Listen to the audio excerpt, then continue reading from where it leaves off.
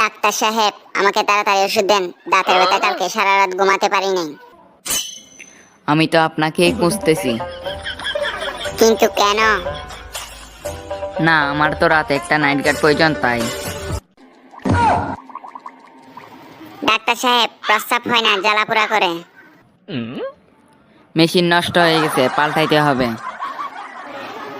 কিভাবে সম্ভব এটা? আর এই যে মেশিন দিয়ে আপনার প্রস্রাব টেস্ট করব সেটা নষ্ট হয়ে গেছে। ডাক্তার সাহেব, খাবার খেতে পারি না। খাবারের ডাকা রাখবেন। ঢাকায় না রেখে কুমিল্লায় রাখলে চলবে না?